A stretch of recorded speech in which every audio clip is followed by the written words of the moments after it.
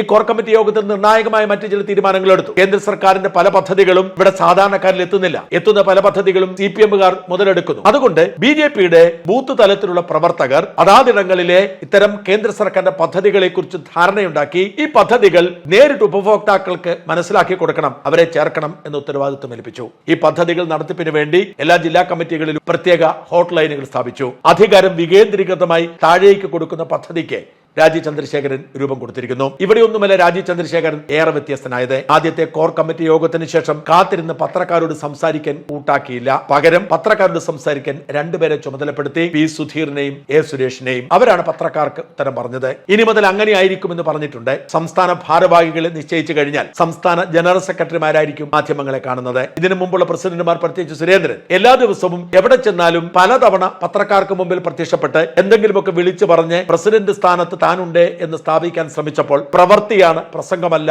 എന്ന് വ്യക്തമാക്കിക്കൊണ്ട് പത്രക്കാരെ കാണുന്ന പണി കൂടി മറ്റുള്ളവരെ ഏൽപ്പിക്കുകയാണ് രാജീവ് ചന്ദ്രശേഖർ. അതായത് രാവിലെയും വൈകുന്നേരവും രാജീവ് ചന്ദ്രശേഖർ പത്രക്കാർക്ക് വിശദീകരണ കുറിപ്പുമായി പത്രക്കാർക്ക് മുമ്പിൽ വാ തുറക്കാൻ പ്രത്യക്ഷപ്പെടില്ല. ആ ചുമതലയും മറ്റു ഭാരവാഹികൾക്ക് വീതിച്ചു കൊടുക്കുന്നു. BJP-യുടെ എല്ലാ നേതാക്കളും മാധ്യമങ്ങളെ കാണട്ടെ, രാഷ്ട്രീയ വിഷയങ്ങളിൽ അവർ പ്രതികരിക്കട്ടെ. പ്രസിഡന്റിന്റെ പണി അതൊന്നുമല്ല, പ്രസിഡന്റ് പാർട്ടിയെ നയിക്കുകയാണ്, മുമ്പോട്ട് കൊണ്ടുപോവുകയാണ് എന്ന തരത്തിലാണ് രാജീവ് ചന്ദ്രശേഖരന്റെ നീക്കങ്ങൾ.